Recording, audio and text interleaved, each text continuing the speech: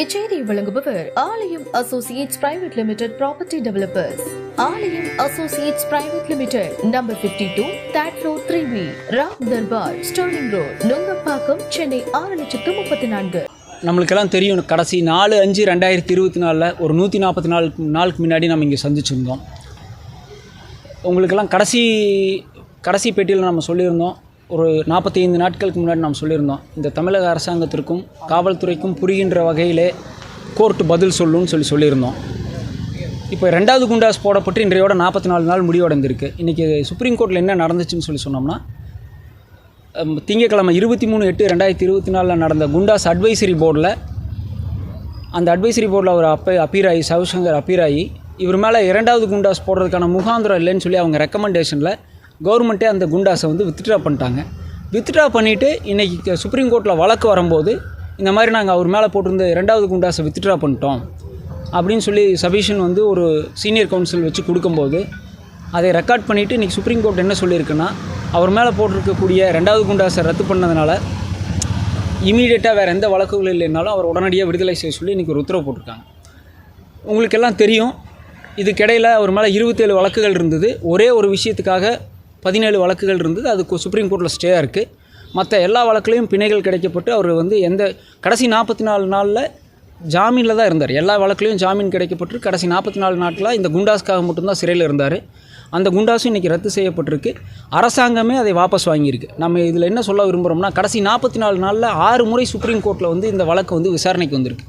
ஒவ்வொரு முறையும் சுப்ரீம் கோர்ட்டில் மிக மூத்த வழக்கறிஞர்களை தமிழக அரசு நியமித்து வாய்தா வாங்கி பதில் சொல்கிறேன், இன்றைக்கி சொல்கிறோம், நாளைக்கு சொல்கிறேன்னு சொல்லி 6 வாய்தா வாங்கி தமிழக மக்களுடைய வரி பணத்தை வீணடித்து 44 நாட்கள் சுப்ரீம் கோர்ட்டில் அந்த வழக்கை இழுத்ததுக்கப்புறம் நாங்கள் இதை குண்டாஸை வித்ட்ரா பண்ணிக்கிறோம் அப்படின்னு சொல்லியிருக்காங்க. இதன் மூலயமா அவங்க ஒரு விஷயத்துலேருந்து தப்பிச்சிருக்காங்க இந்த காவல்துறை. என்னென்னா, இந்த குண்டாஸை மட்டும் அவர்களாகவே அரசாங்கமே வித்ட்ரா பண்ணாமல் இருந்திருந்தால், சுப்ரீம் கோர்ட் இன்றைக்கி ஒரு ஆர்டர் எழுதியிருந்தாங்கன்னு சொல்லியிருந்தா, இன்றைக்கி தமிழகத்தில் குண்டாஸ் போடுறதுக்கான வாய்ப்புகளே இல்லாமல் போயிருக்கும். அதை கவர்மெண்ட் ஃபேஸ் சேவிங்னு சொல்லுவாங்க. அவங்க அவங்களுடைய நிலையை காப்பாற்றிக்கிட்டாங்க சுப்ரீம் கோர்ட்டில். உங்களுக்கு ஒரு விஷயம் நம்ம மறுபடியும் சொல்ல விரும்புகிறோம். இந்தியா முழுவதும் போடப்படுற குண்டாஸில் 51% தமிழ்நாட்டில் இருந்து மட்டும் போடப்படுது. அதுக்கு அடுத்த இடத்துல இருக்கிறது ஜம்மு அண்ட் காஷ்மீர், அதில் 12%. அப்போ நீங்கள் பார்த்துக்கணும், இந்த குண்டா சட்டம் தமிழகத்தில் எவ்வளவு மோசமாக பயன்படுத்தப்பட்டிருக்கு அப்படிங்கிறத நம்ம இதிலேருந்து உறுதி செஞ்சுக்கிறோம். இப்போ எங்களுக்கு கிடைச்ச தகவல் படி அரசாங்கத்தினுடைய உத்தரவு மதுரை ஜெயிலுக்கு கிடைக்கப்பட்டிருக்கு. சுப்ரீம் கோர்ட் உத்தரவையும் நாங்கள் அங்கே இருக்கிற வழக்கறிஞர்கள் மூலிமா மதுரைக்கு கொடுத்து அனுப்பிச்சிருக்கோம். அதிகபட்சமாக ஒரு 6 மணிக்கு அவர் வெளியே அவரும் கூட பத்திரிகையாளர்களை சந்திப்பதற்கான வாய்ப்புகள் இருக்குது. தமிழக அரசுக்கு நாங்கள் இது ஒன்றே தான் சொல்லிக்கிறோம்.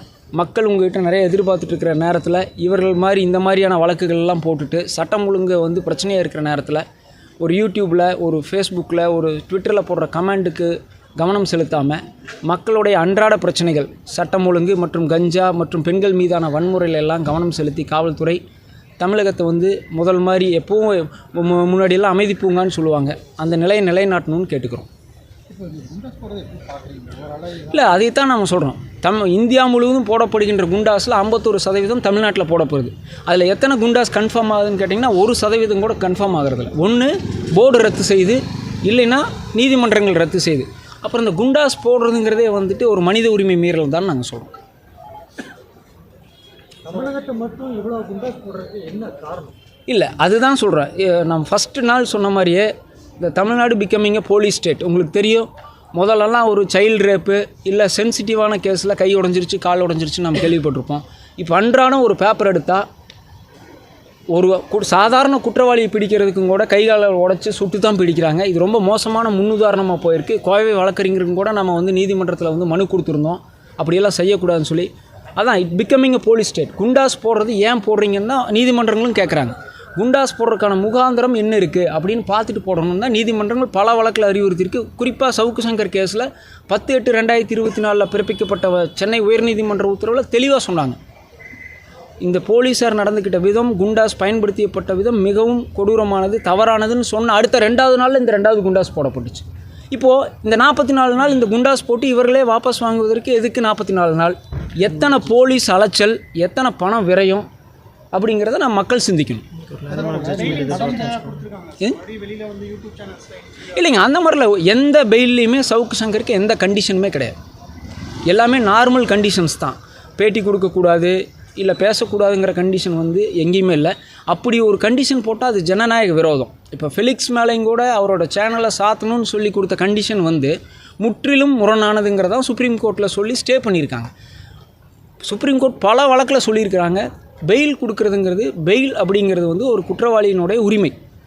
அவருக்கு பெயில் கொடுக்கும்போது கண்டிஷன் இம்போஸ் பண்ணாதீங்கன்னு பல வழக்கில் சொல்லியிருக்காங்க. அது மாதிரி பேசாதீங்கன்னு சொல்கிறதெல்லாம் ஜனநாயக விரோதம். அது நீதிமன்றங்கள் செய்யலை. அதே போல் பத்திரிகை சுதந்திரமாக இருக்கும், பேச்சு சுதந்திரமாக இருக்கும், யூடியூப்பில் நிறைய அவதூறு பரப்புவதாக இருந்தாலும் எந்த ஆத்தென்டிக் ரிப்போர்ட்டும் இல்லாமல் பேசலாம். இல்லை சார், ஆத்தென்டிக் ரிப்போர்ட் இல்லாமல் பேசக்கூடாதுங்கிறது தான். ஆனால் அதற்கு நீங்கள் எப்படி செயல்படுகிறீங்கிறது தான் முக்கியம். ஆத்தென்டிக் ரிப்போர்ட் இல்லைன்னு சொல்லி சொன்னால் ஒரு காமன் இதாக இருக்கணுங்கிறோம். அவுட்ரேஜ் அப்படிங்கிறது மீடியா அவுட்ரேஜாக இருக்கட்டும், சோஷியல் மீடியா அவுட்ரேஜாக இருக்கட்டும், போலீஸ் அவுட்ரேஜாக இருக்கட்டும், கவர்மெண்ட் அவுட்ரேஜாக இருக்கட்டும், சட்டம் அனைவருக்கும் சமமானதுன்னா யார் அவதூறு பரப்பினாலும் யார் அந்த குற்றத்தை செய்தாலும் அதற்கான நடவடிக்கை எடுக்கப்பட வேண்டும். இப்போ நீங்கள் கடைசி இந்த 3 வருஷமாக யார் மேலெல்லாம் நடவடிக்கை எடுக்கப்பட்டிருக்குன்னு பார்த்தீங்கனாலே உங்களுக்கு தெரியும். ஒரு சாரார் மேலே மட்டும் நடவடிக்கை எடுத்துட்டு அதே சாரார் இன்னொரு முறை பேசும்போதும் நடவடிக்கை எடுத்துருக்கணும் இல்லையா? உதாரணத்துக்கு வந்து ஒரு மாதத்துக்கு முன்னாடி ஒரே யூடியூப்பில் ஒரு நடிகைகளை பற்றி ஒரு பெரியவர் ரொம்ப கேவலமாக பேசினார். அதை வீடியோ எடுத்து அதை வெளியிட்ட யூடியூபர் மேலே ஏதாவது நடவடிக்கை எடுக்கப்பட்டுச்சா? சவுக் சங்கர் மட்டும் பேட்டி எடுத்த ஃபெலிக்ஸ் மேலே கைது செய்யப்பட்டார். சேனலை மூடுங்கன்னு உத்தரவு வந்துச்சு. ஒரு 30 நாள் சிறையில் இருந்தார். அதை விட கேவலமாக அந்த யூடியூப்பில் அந்த நடிகைகளை பற்றி பேட்டி வந்துச்சு. என்ன அரசாங்கம் என்ன நடவடிக்கை எடுத்து அவர் மன்னிப்பு கேட்டார், விட்டுட்டாங்கிறாங்க. எப்படி வந்து இது எடுத்துக்க முடியும்? உண்மையாகவே அரசாங்கத்திற்கு அவதூறு பரப்புகிறார்கள் இல்லை சோஷியல் மீடியாவை தவறாக பயன்படுத்துகிறாங்கன்னா எல்லாத்து மேலேயும் ஒரே மாதிரி தானே நடவடிக்கை எடுக்கணும். அதைத்தான் நம்ம கேட்குறோம். சட்டம் அனைவருக்கும் சமம்னா எல்லாத்து மேலேயும் ஒரே மாதிரி நடவடிக்கை எடுக்கணும். செலக்டிவ் அவுட்ரேஜுங்கிறதா இங்கே பிரச்சனை. மக்களால் தேர்ந்தெடுக்கப்பட்ட ஒரு முதலமைச்சர் அவர் வந்து ரொம்ப கொச்சைப்படுத்தி அது வந்து இந்த வழக்கிலே இல்லை. அதுக்காக அவர் வழக்கு கொடுக்கல. முதலமைச்சர் வழக்கு கொடுத்துருக்காரா, கம்ப்ளைண்ட் கொடுத்துருக்காரா முதலமைச்சர் அப்படின்னு? இல்லையே. அப்படின்னா அதுக்கு என்ன இருக்குது? முதலமைச்சர் வழக்கு கொடுக்கலையே. அவரை கொச்சையாக பேசுனதா சொல்லி முதலமைச்சர் ஏதாவது கம்ப்ளைண்ட் கொடுத்துருக்காரா? இந்த வழக்கு அது இல்லை. அதை நீங்கள் புரிஞ்சுக்கணும்.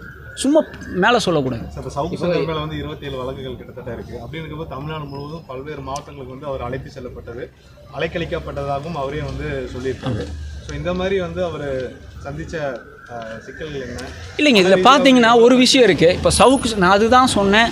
சவுக்கு சங்கருங்கிறதுனால நம்ம இத்தனை பேர், இத்தனை ப்ரெஸ்ஸு, இத்தனை மீடியா, இத்தனை பேர் நம்ம நின்றுட்டுருக்கோம். இது வந்து ராமசாமி குப்புசாமிக்கு நடந்துகிட்ருக்கு.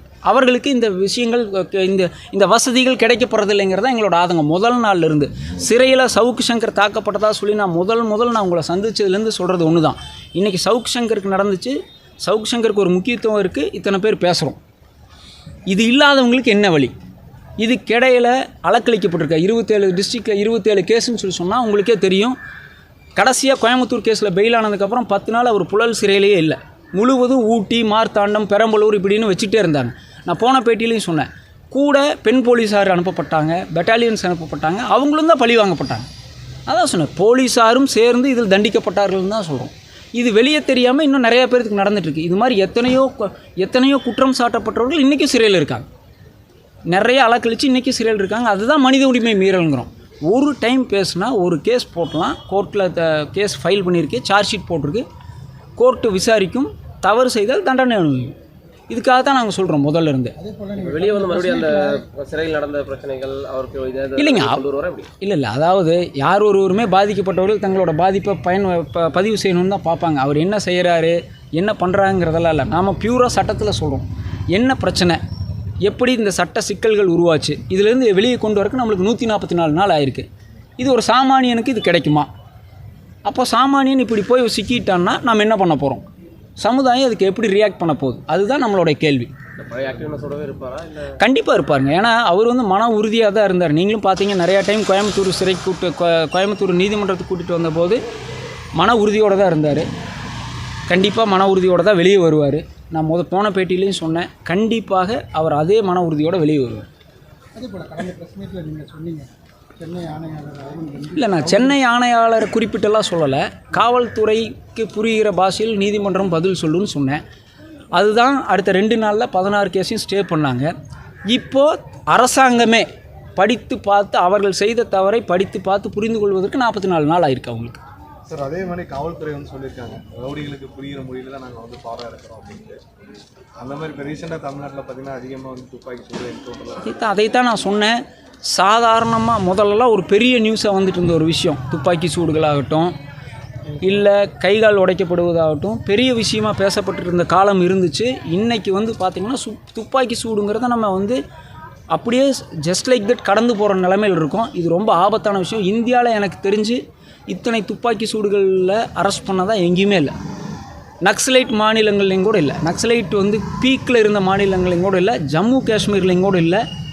இன்னும் வடகிழக்கு மாநிலங்களில் பதட்டமான, இந்தியாவில் வடகிழக்கு மாநிலங்கள் மிக பதட்டமான சூழ்நிலையில் இருந்தப்போ கூட சுட்டு பிடிப்பதுங்கிறது கம்மி.